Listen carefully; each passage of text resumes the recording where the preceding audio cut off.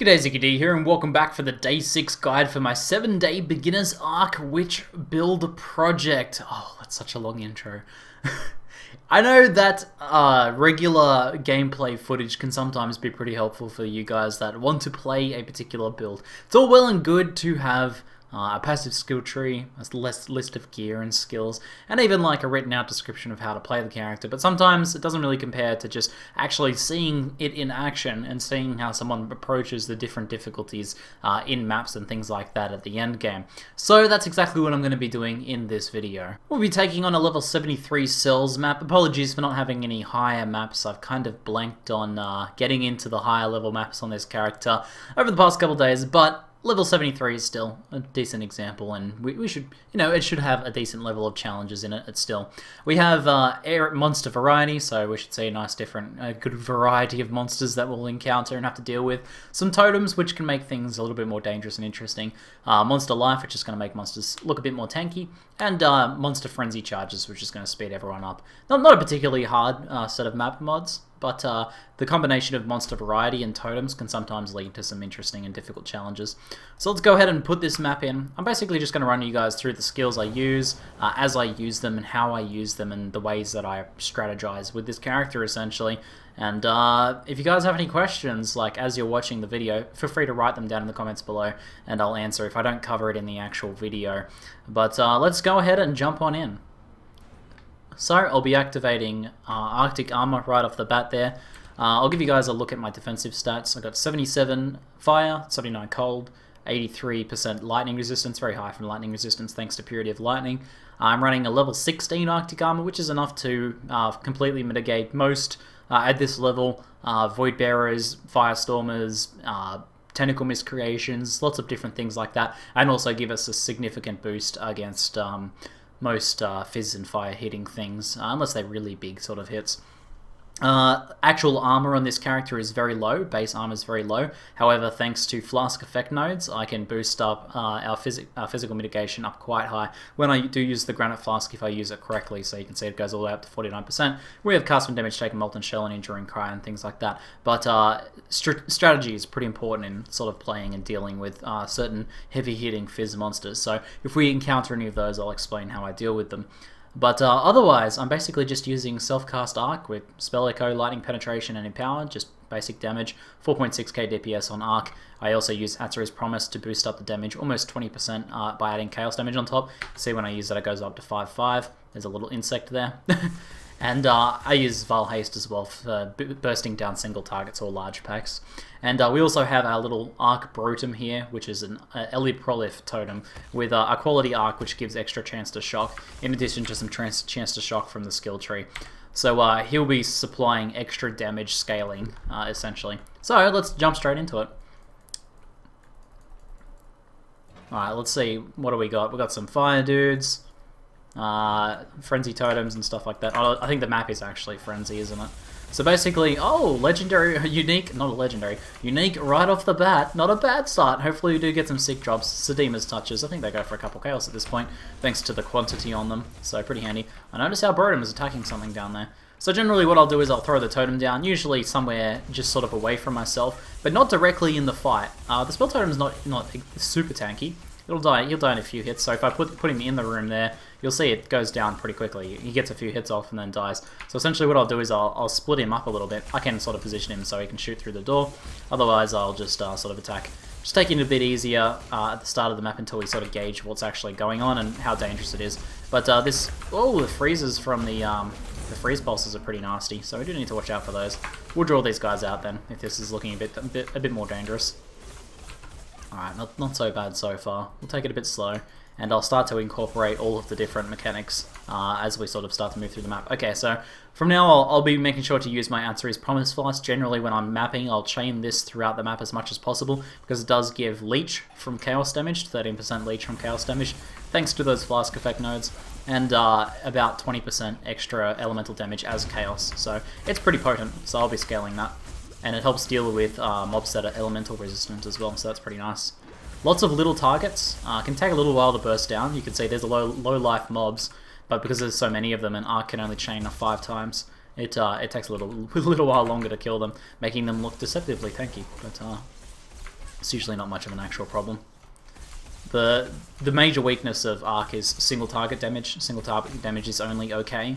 It's not super low, especially when you do use that Atzer's Promise combined with Val Haste. You can burst down single targets still pretty well, unless they are also lightning resistant. But so far nothing that's actually anything like that. But when there's mobs spread out around the room, the damage is really good, especially when there's if there's 3 or more mobs, that's when you're getting optimal damage because it can actually chain back to the original target. So it works really well there, and it's also very easy to play because it does actually chain around a lot. So you'll see I use Lightning Warp a lot to reposition. We have Lightning Warp linked to faster casting and reduced duration, which makes it very it essentially activates very quickly. So we can use it to travel around, meaning I don't really need to use a Quicksilver because it's faster than running.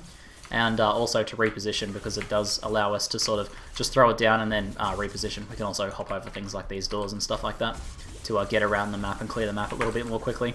Alright, so I do have cast when damage taken with an Enfeeble Curse, but I still lead with my damage dealing curse, burst down stuff as much as possible. If they start dealing damage to us, then we can simply switch. This guy's got his Unrighteous Fire.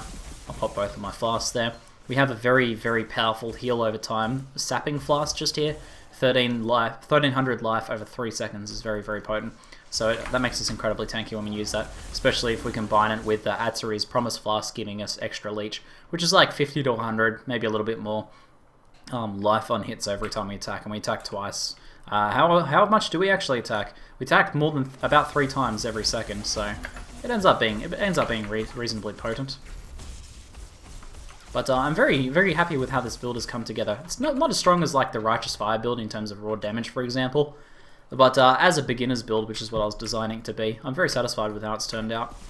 It's easy to play. It's easy to get started on. Like without any uniques, you can start farming maps with just a 3-link. So you can run your main attack on a 3-link, which I showed in one of the earlier videos.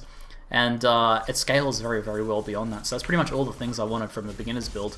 As well as being able to be tanky, very easy to play with Arc because it auto-aims. You essentially have a built-in aimbot. Larger rooms like this, I should definitely be using the totem. I need to work on using the totem a little bit more, getting those mechanics down.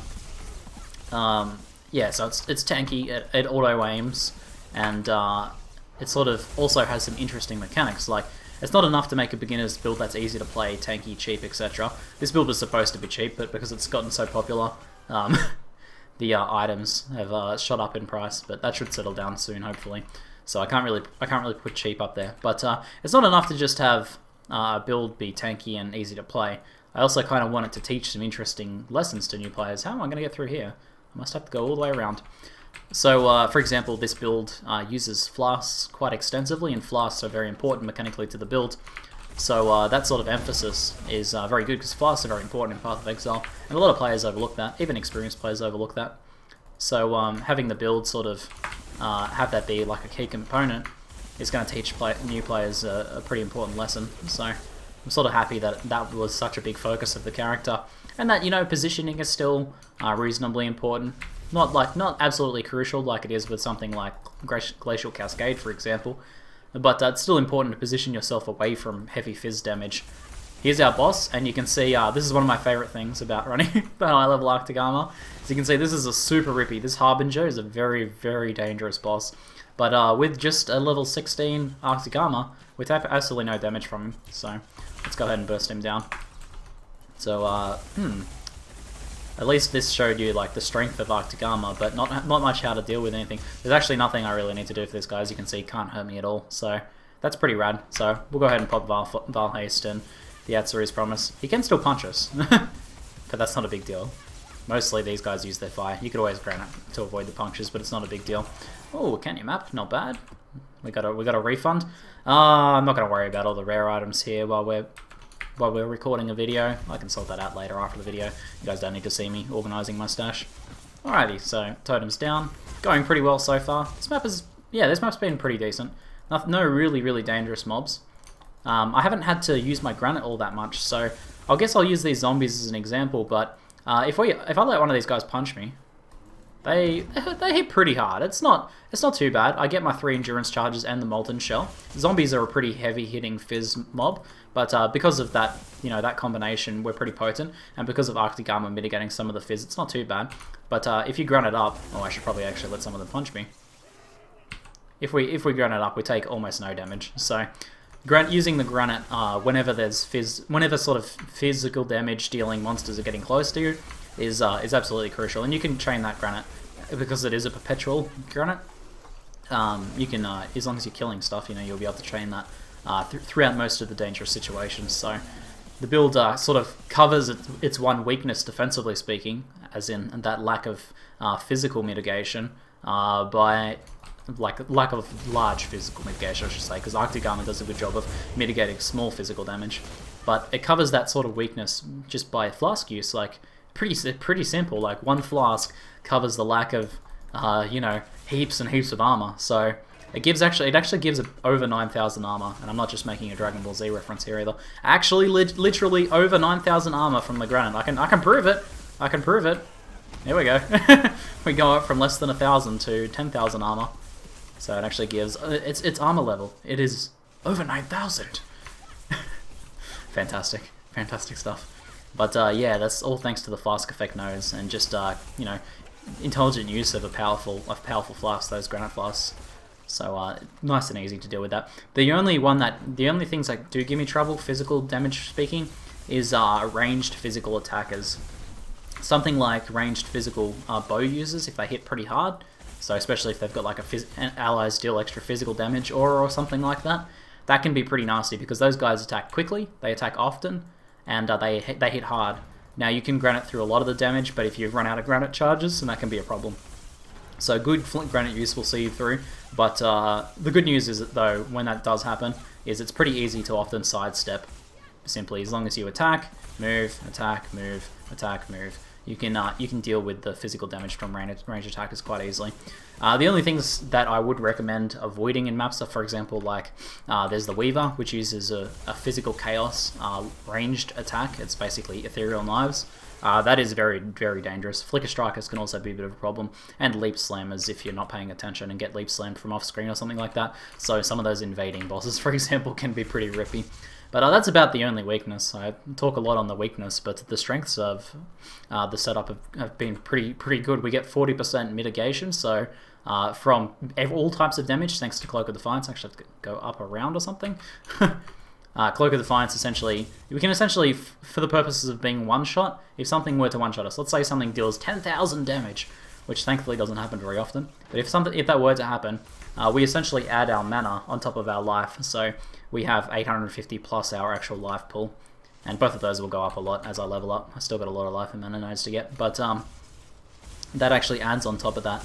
Now the good thing is that doesn't happen very often. What actually happens is lots of small hits come in. So what will happen then is we take damage, it goes to our mana, gets split, damage comes in, it gets split 60-40, 60% to life, 40% to mana, and because of our very high mana regen, 244 at the moment, it regens almost instantly the damage we take. So we will keep mitigating 40%. So it's basically like having 40% more HP, mind over matter, and that's from the Cloak of Defiance. It's a pretty potent and powerful defensive mechanic. And then Arctic Armor just flat out makes us invulnerable to some attacks, like you saw with the boss earlier, which is pretty sweet. When you come across some of the most dangerous bosses in the game, like that Fire Dogi, or things like lesser multiple projectiles, tentacle miscreations, or the Firestormer. In later maps, like that stuff being flat out immune to it is pretty damn satisfying. Just being able to stand there and laugh in its face while it deals no damage is pretty cool, and it also helps a lot in just general combat as well. And then the flask on top of that is really nice. So it all comes together to be quite reasonably strong in terms of the tanking, but not so strong that you can kind of just mentally blank. Like, you have to think about it a bit. And as I said, I want beginners builds to be as engaging as possible. I haven't been using my totem enough while I've been talking, but you can see the proliferation from that. The blue circles there. That is those shock stacks proliferating. So getting mobs up to 3 shock stacks very quickly increases our damage by a lot. Those guys are lightning resistant, but the answer is Flask helps finish them off pretty quickly. Let's use our Vile Haste here to kill this pack. I can combine the Vile Haste with the Atzera's Promise to get a lot of extra damage. I think we got up to about 8k damage almost with both of those combined. So that works out pretty nicely. Looks like this might be the last room. And it's a bunch of zombies. Let's finish. Oh, wait, no, we've got one more room here. Oh, it's a bleeding one. Simply rocking that Staunching Flask. Be careful with the corrupting though. If you don't have Staunching Flask charges, you don't want to get caught with a bunch of that damage because, unfortunately, Might Over Matter doesn't mitigate damage over time effects like bleed. So it'll only go on your life. So since we don't have like 8k life, since we've got, you know, some life and mana instead, you do need to be aware of that. But Staunching Flask is an easy fix. Oh, can't even pick up a fusing. That's an incredibly full inventory right there. And I think that's pretty much it. So I got to cover some of the aspects of this build. There's a lot of different scenarios we didn't encounter that you would encounter in other maps. But if you guys have any questions about how I deal with certain things or bosses or stuff like that, do feel free to leave them in the comments below.